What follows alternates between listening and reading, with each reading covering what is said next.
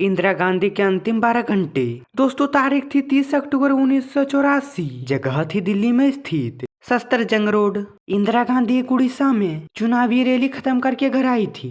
दिन भर के थकान के बाद रात के 12 बजे इंदिरा गांधी सो जाती है। उन्हें ये बिल्कुल भी अंदाजा नहीं था कि उनकी ये आखिरी रात साबित होने वाली है। फिर तारीख आती है 31 अक्टूबर 1984। इस दिन भी उजाला हर दिन की तरह हुआ था दिल्ली की सड़कों पर। हल्की गुलाबी ठंड कुछ तो कह रही थी कि आज कुछ अजीब होने वाला है। सुबह के 6 बजे इंदिरा गांधी अपने आवास पर सो करके उठती है। कुछ टाइम योगा और एक्सरसाइज करने के बाद और ठंडे पानी से स्नान कर लेती है, क्योंकि मौसम कैसा भी हो।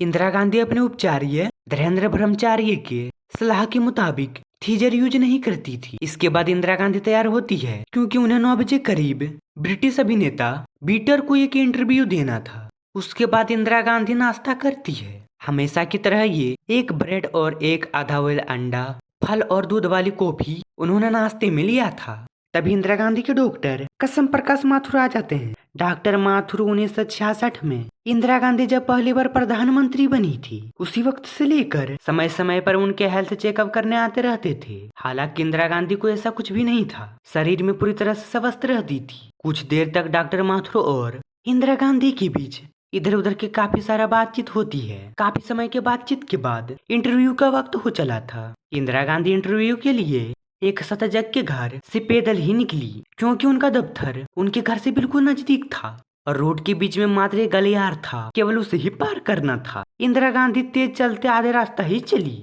इंदिरा गांधी के ठीक पीछे दिल्ली पुलिस का कांस्टेबल मैडम के ऊपर छाता टान के चल रहे थे। उनके कुछ फीट पीछे इंदिरा गांधी के निजी सचिव राजेंद्र कुमार द्रव चल रहे थे। उनके ठीक पीछे एक चपरासी और दरोगा इंदिरा गांधी ठीक उस लकड़ी के गेट तक पहुंचती है। सामने ही दरोगा जयंत सिंह नामोदार खड़े थे। जयंत सिंह पिछले 9 सालों से इंदिरा गांधी के सुरक्षा में लगे हुए थे। हालांकि कई बार वो उनके साथ विदेश भी गए थे। कुछ महीने पहले उसे इंदिरा गांधी की सुरक्षा से उसे हटा दिया गया था, लेकिन जयंत ने सीधे मैडम से अपील की। उसके बाद इनका ट्रांसफर ऑर्डर कैंसिल कर दिया गया। इंदिरा गांधी का कहना था कि मुझे अपने सिख सुरक्षा कर्मियों पर पूरा भरोसा है। भरोसे की यहाँ पर बातचीत इसलिए हो रही थी क्योंकि कुछ महीने पहले ऑपरेशन ब्लू स्टार से सिख समुदाय काफी गुस्से में था। इंदिरा गांधी ने जैसे ही जयंत को देखा, उसे लगा कि सरदार जी उसे नमस्ते कहने वाले हैं, और इंदिरा गांधी ने जयंत को नमस्कार की मुद्रा में आने से पहले ही हाथ जोड़ लिए। लेकिन उस दिन जयंत के मन में कुछ और ही चल रहा था।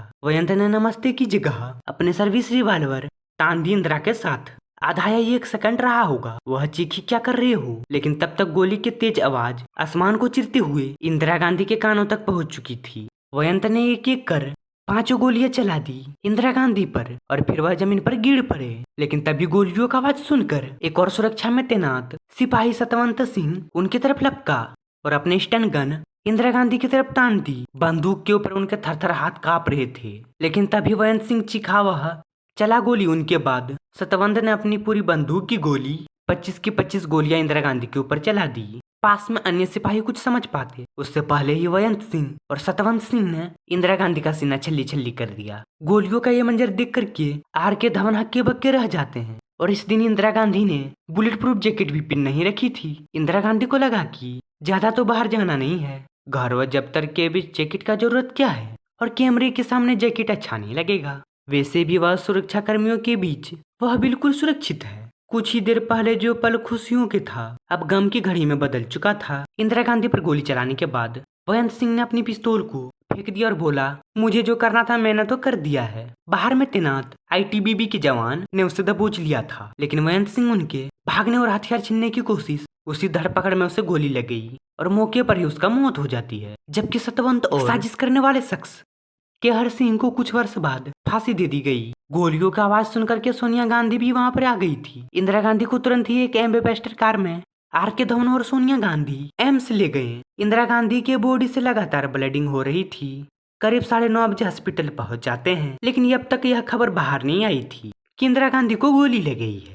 डॉक्टरों की टीम काफी मकसद के बाद इंदिरा गांधी के खून से लथपथ काफी गोलियां निकालती है और ऑपरेशन थिएटर में करीब 12 डॉक्टरों की टीम इंदिरा गांधी को बचाने में जुटी थी। गोलियों से इंदिरा गांधी का लीवर फट चुका था। छोड़ी आत बटी आत और फेफड़ों में भी गोलियां लगी थी। एक गोली रीढ़ की हड्डी पर भी लगी थी। करीब 4 घंटे लंबे मकसद के बाद इंदिरा गांधी के शरीर से ब्लीडिंग रोक पाए। उस दौरान करीब उनके शरीर से 7 गोलियां निकाली गई। इतने मुश्किल समय से गुजरने के बाद भी एक और मुसीबत फान खड़ी हुई। इंदिरा गांधी का ब्लड ग्रुप ओ नेगेटिव था। जो ब्लड 100 व्यक्तियों में एक के पास होता है, ओ नेगेटिव ब्लड ग्रुप कम था। लोगों से अपील की गई। इतने लोग आ गया था कि अस्पताल का गेट तक बंद करना पड़ा था, मगर कोई फायदा नहीं हुआ। इंदिरा गांधी को बचाने के लिए 88 बोतल खून को चढ़ाया गया, लेकिन उन गोली के जख्मों के आगे इतना खून भी कम पड़ गया था। एक पल कई घंटों लंबा लग रहा था। बंगाल में चुनावी दौर पर गए बेटे राजीव गांधी को खबर दे दी गई इंदिरा गांधी की मौत की।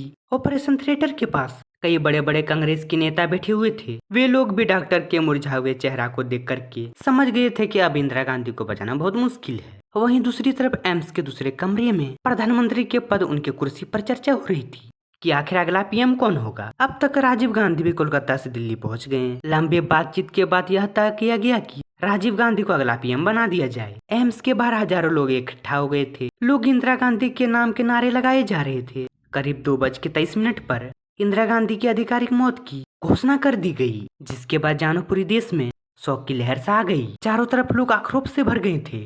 पूरी देश इंदिरा गांधी की अचानक मौत से सन्नाटा सा छा गया था। दूसरे दिन अखबारों के हेडिंग के पन्ने ऐसी खबरों से भरे हुए थे, और जैसे ही लोगों को ये खबर लगते हैं कि इंदिरा गांधी को सिख सुरक्षा गार्ड ने मारा है, उसके बाद कई जगह सिखों को निशाना बनाया जाने लगा। कई सिखों का गाड़ियां जला दिया गया। जहां देखा सिखों का टैक्सी, जहां दिखा सिख बस टैक्सी से निकाल करके सिखों को पीटे जाने लगा। माहौल काफी खराब हो चुका था। दिल्ली उस आग के लपास से जल रही थी। इसी दौरान कई निर्दोष लोग को भी मार दिया गया। उसके बाद देश के कम्पाउंड राजीव गांधी अपने हाथ में ले लिया।